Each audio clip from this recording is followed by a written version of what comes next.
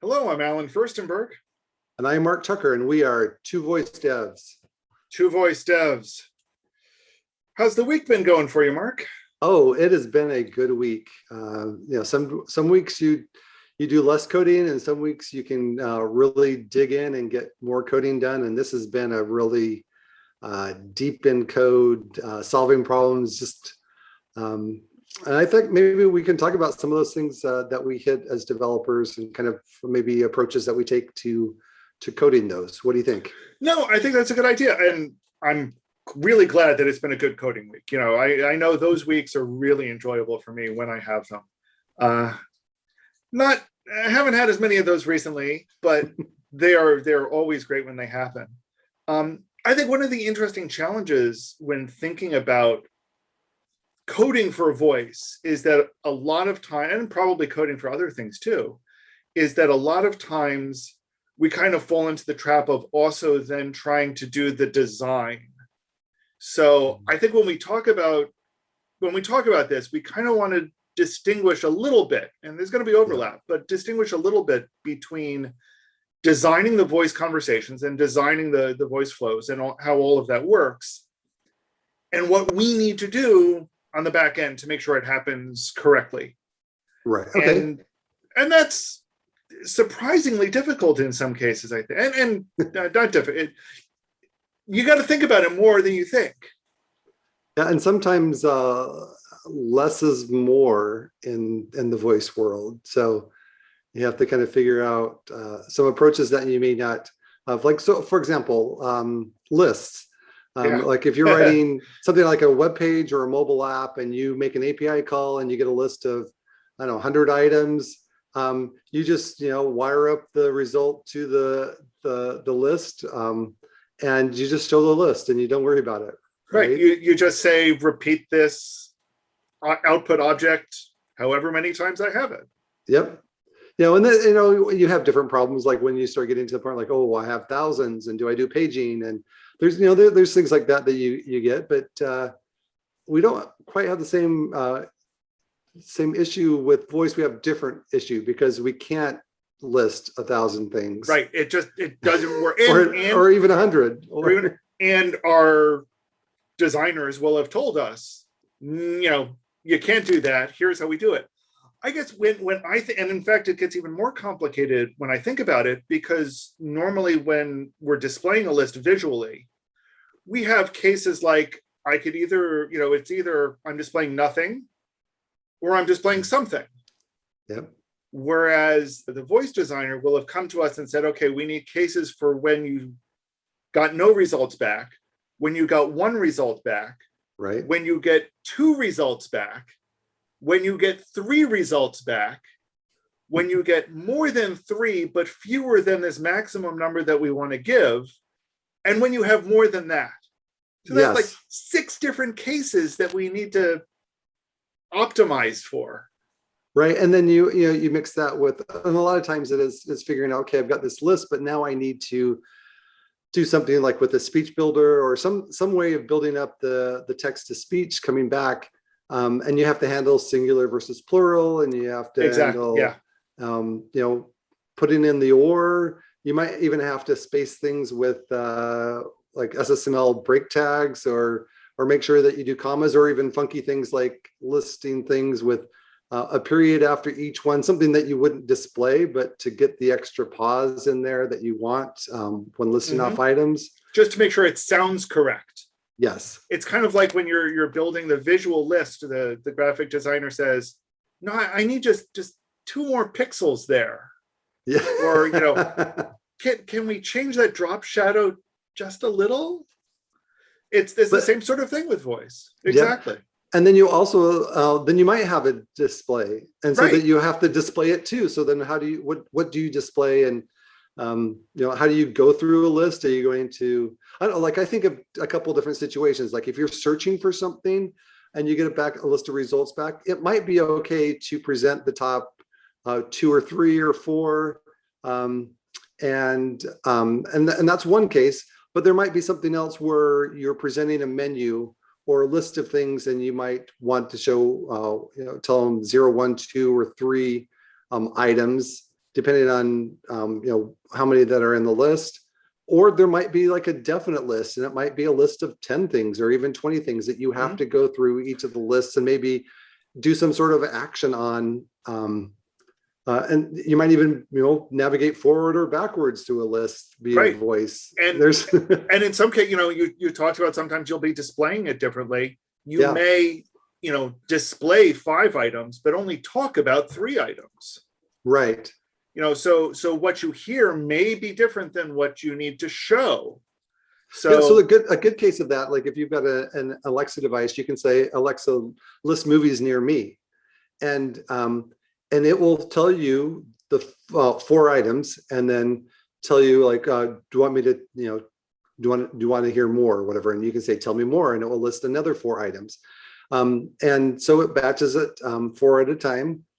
You kind of think about that as paging from the voice side of things. But if you got a smart display, it could be showing you 20 or more movies. And as it's going through saying the name of each movie, actually on the smart display, it's scrolling to position to show you which one it's talking about. So it's quite a bit of a different experience, whether you're just doing a smart speaker versus something that has a display. Exactly. And, for things like what we did with Two Voice Devs, instead of presenting you the list at all, it just jumps right into the first one and, tells you, here's how many results there are, but here's the first one. So, there are a lot of different ways that this can be presented, and some of them are going to depend on, what your designer thinks and what's best for your particular market. But I think underneath it all, it goes back to the question of, okay, that's all design work. Mm-hmm.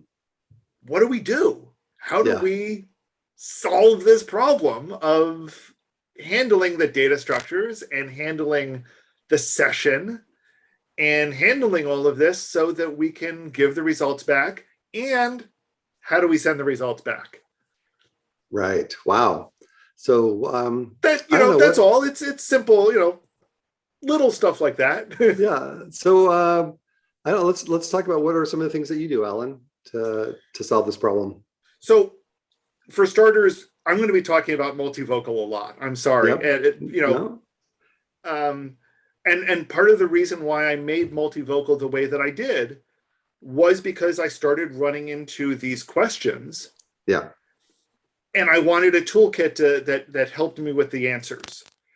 So for example, multivocal provides a way to determine levels, and levels will let me do things like, this set of responses is what it's going to be if there are no results. And this set will be for 1, and this for 2, and this for 3, and this for up to 10, and this for more than 10, or whatever. I can set the levels myself.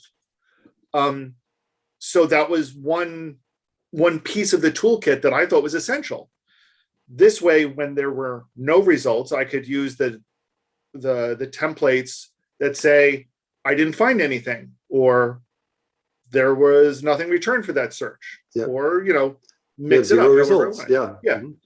Mm-hmm. And then for one, I could just either launch directly into it or say, here's the 1 result and prompt for it. If and make sure that you say results singular. Right. Say results singular. And then if there were 2, you could say, here are the 2 results, and for, so it gave me the option of how I wanted to present it based on that number of results directly. No, that sounds good. That sounds like a good result. So what do you do as far as like you make an API call?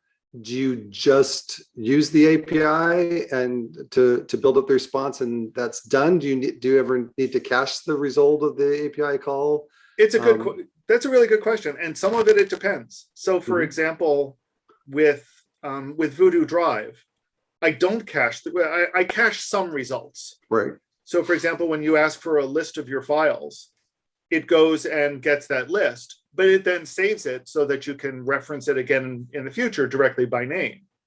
But when it lists it, it goes and gets a new one simply because you could have updated it since then. Right. Now, is that cached for just the session that you're currently on, or is it cached for in between sessions? Most times I just cache for the session.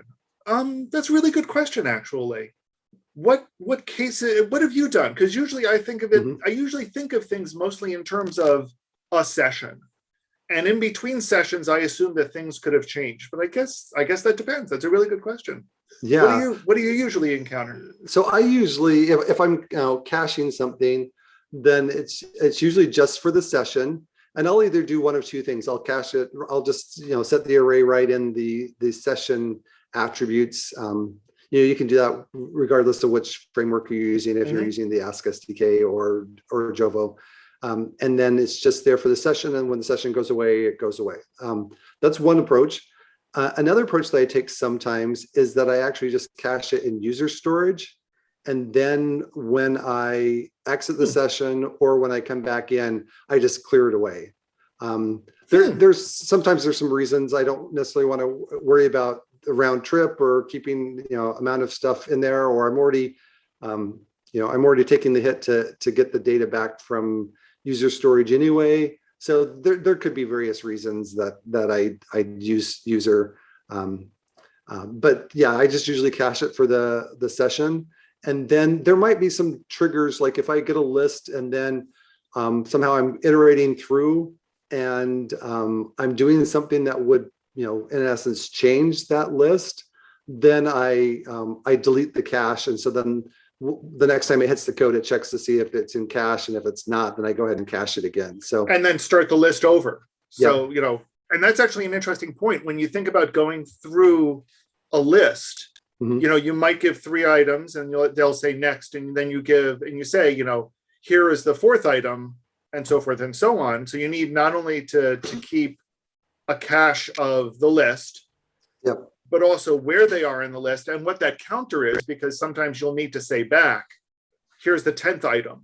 And sometimes you need to query the number of items, the max number of items that you want plus 1, because then you might want to say you've got more than X number of items, right, and do something even different.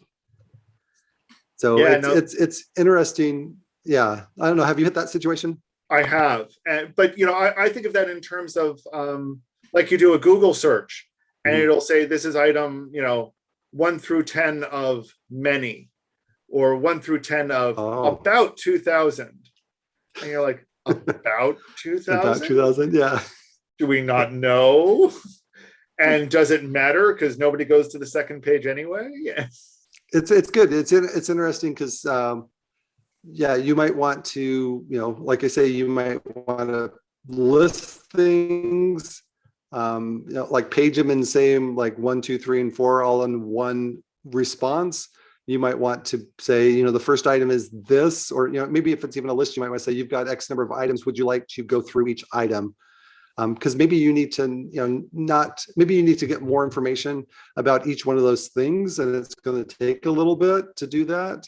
Or maybe you need to take an action on something. So you're going through the, here's the first result. The first item in your order is this. Would you like to do such and such? And then you've got like a little menu of different things that you can do in the context of that one item.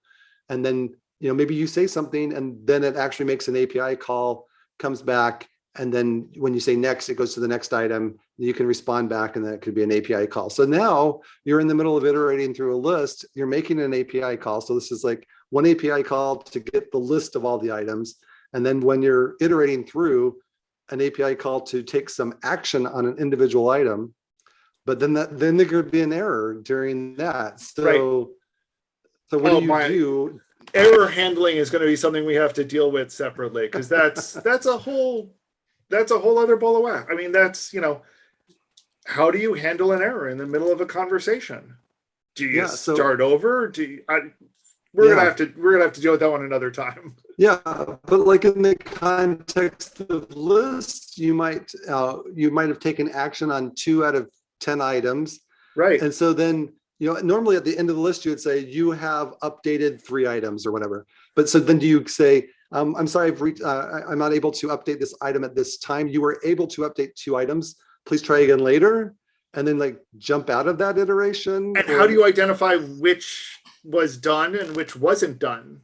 Oh, and that's a separate thing. So I've kept like an array of IDs for the different items. So like if you were to take an action, then I just add that ID of things to that other list, so that at the end of the list, I can give a summary, just a count of how many items are in that second array, and just say, oh, you've updated 3 items. It's being able to just, maintain multiple lists to keep track of what's been done, what hasn't done, these have been added to your cart, these haven't been, I need to try that again, things like that. And it's especially complicated since for most of our work right now, we need to do round trips from between your speaker and the server and back. Yep. And do it within 5 seconds. Yeah, that's true. You've got, and that's part of the reason why I cache things, is because like maybe you need to, if you don't want to have to make the API call, even if you got some paging logic where you can just get a certain number of items. It might be better to make one API call kind of at the beginning of the process, and then already have that item cached locally. Yep. So that you don't have to worry about making an API call plus maybe a second API call as you need to. So that's kind of some of the advantages of caching things. Yep. But it also points out, at least on the Google side, part of it points out why you may not want to store it as part of the session environment or the user environment, but store it in a database instead. Mm-hmm. This way, if you've got something that does take a long time to do, if you need to make a bunch of API calls, you might, immediately reply to the user, okay, this is going to take a couple of seconds, and then, either play some hold music or engage in, trivial conversation while you actually do the processing, and let that processing kind of go on in the background. And then when it's done, you have that information saved in the database, and you can say, okay, yeah, I'm here's the results. Yeah, no, that's a good point. So if there is opportunity to do things asynchronously as opposed to synchronously, then that's always a good approach. If there's some back-end processing, like you're placing an order, who knows what has to happen in the background in order for an order to happen. So you could say order submitted, and then check back later, or I'll send you a message. One of your intents later on are going to be, or what's the status of my order? Or like the next time you come back in, it's like, oh, we've processed 3 orders, Yep. And then there's another list that you get to go through and tell people the 3 orders that they've processed. So another approach that I've taken, which is kind of interesting, I don't know if you've got much experience. This is in the Node world, a library called i18next. We've talked about i18next a couple of times. Yep. And again, it's similar to some templating stuff. So why don't you talk a little bit about how you're using it for, now I know in the past we've talked about it a lot, mostly in regard to a singular and a plural response. Yep. So this is going to be kind of some interesting things, and I'll have to see if I can get together an example and post that here soon. But the idea of i18next is that you've got keys and you've got values, and when the keys are things that will get you to text that you'll return back as part of your text to speech. It's used all over the place. It's used on the web for things that's going to be on your display. And this is a common technique for internationalization. Yep. So you can have different files for different languages, and so you just sniff the locale and pick which file you're going to show, and then you have the same keys are used everywhere, and you use those keys in code, and then something translates those keys into the actual values that then get shown, or in our case, a lot of times gets spoken back. So there's lots of things that you can do, and there's special naming formats for keys. So like if you name a key, let's say you call it A, and then you do A_plural, then you can pass in you say this is the key I want, plus you pass in like a JSON object, and the item that would be in that JSON object would be count. It's a well-known keyword. And then you put the number of items, and it will pick the singular versus the plural form of it. So 0 items, 1 item, 2 items. That's how you deal with so plural that's how you do singular and plural. Well, there's another one that's called interval. And you can do a special format where you can say, parentheses 0, when the count is 0, then show this, semicolon, paren, when the count is 1, do this, when the count is 2, when the count is 3-INF, 3 to infinity, then do this other one. And so then you can use nesting. That's something else that I18 Next lets you do. So you can then have a separate key that says this is what you do when there's 0 items, 1 items, 2 items, 3 items or more. And there's even some array interpolation stuff so that you can not only pass count, but you can also pass in like a list of items. Let's say that your array is called items. Then you can say items dot 0 dot whatever the property is. So now all inside of I18 Next with this series of nested keys and this interval, like I've used this in a game I'm hopefully will be shipping soon, but it's like what can I buy? And so it's going to pass an array of different products that you can buy for in-skill purchasing, and that array could have 0, 1, 2, 3 or more items in it. And so it's going to go ahead and just using this kind of templating syntax that I18X gives you, then it will give you a sentence like, oh, come back later, there's no items for sale. Or you could buy item 1, or you can buy item 1 or item 2, or you can buy item 1 or item 2 or item 3, right? So you can build up whatever the string is. And that's all handled and is templatable. So then you can use that in different languages, and even the ors and the commas and all that stuff is all incorporated in that one file that can be translated. One of the things that I did with multivocal is I created a function, and functions can be called directly from within multivocal's template called Oxford. So what it does is you give it an array, and by default, it takes the items in the array. And if there's 1 item, it just returns the item. And if there are 2, it gives the 2 items with an and in between them. And if there's more than 2, it gives the first n-1 items with a comma. Yep. And then between it and the final one, it's a comma and. So, it sounds correct. And you can change whether that should be a comma, whether that should be an or, what an and exactly or, what you want to use. Yeah, exactly what you want to use there.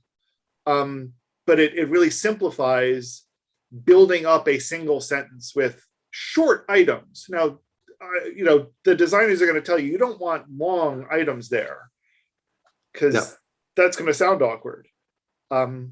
And one of the things that is new in a relatively recent version of multivocal is I've got kind of templates for the templates so that you can build up the pieces of the array using templates. Oh, okay. So, if I was giving a list of items and their prices, I might want to say something like, game pack A for 3 credits, game pack B for 5 credits, or game pack C for 7 credits. And the name and the price need to be templated into the for part.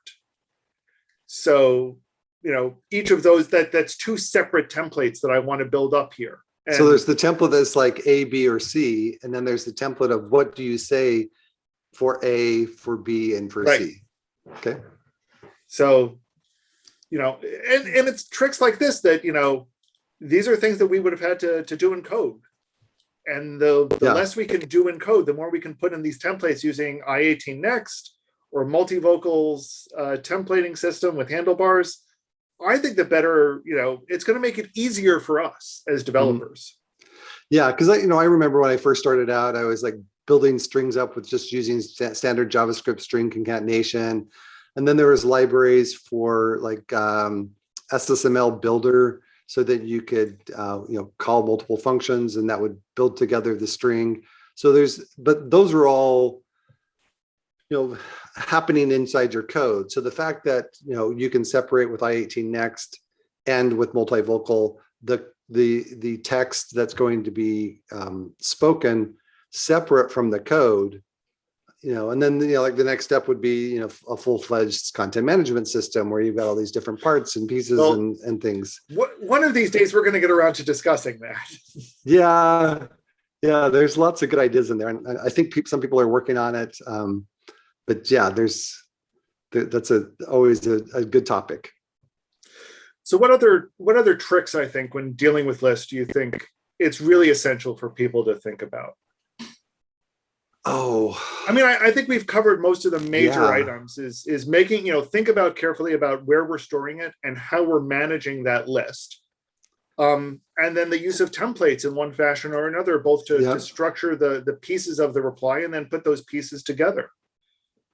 And do that conscious of how many items are going to be in the list that we're responding. Those seem, boils down to, I think those are the biggest things that we deal with lists. I think you're right. And I'm sure there's lots of other things that you have to worry about. You also, I guess, want to be careful on like how much information you return back in a list. And if you're iterating through, you might have a whole series of things like, what about this or such and such. You can interrogate different information about a specific item before going on to the next one if you're iterating through them.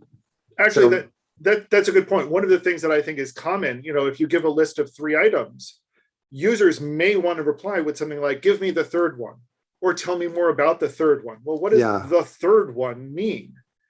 So we need to make sure, and I know that Google's list management stuff takes care of some of that for you. Mm-hmm. Does the Alexa side help you with that?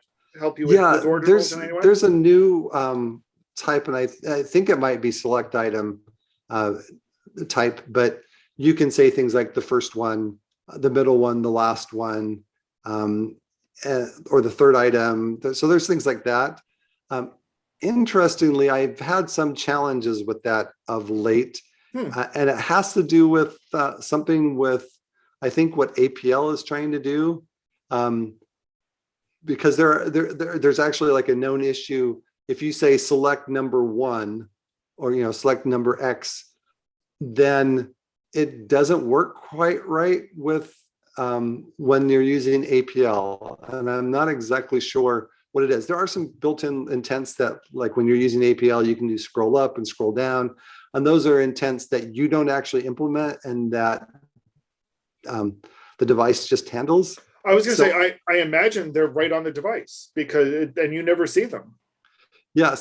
But there is an issue. And so I've had to do some interesting things like, like if I say number 4, then actually I get the answer back because there's like this intent type has multiple different slots depending on what different thing is. And, so one of them actually comes back as like #1, and then I have to like parse that to figure out that it's a £, and then it's actually the number 1, and that's always interesting too because you have to take, if they say number 1, number 2, then there's always the subtract 1 to get the index. Right. If you're then going into the array based on the index, yeah. So I think those are it, yeah. I would love to hear what other people are doing with lists and what, I know that Andrew, who is a frequent contributor to Voice Lunch US and to Voice Lunch, is working on a lot of stuff with lists. So I'm really curious to hear what and he's a frequent listener of ours. So I'd really love to hear what Andrew has to say on this thought. And I'd love to hear what anybody else thinks about lists. And, maybe we'll revisit this question with your thoughts, your ideas, your questions about lists on a future version of Two Voice Devs. Two Voice Devs. Take care, everybody. Have a good week, Mark. Yeah, you too, Alan. Thank you.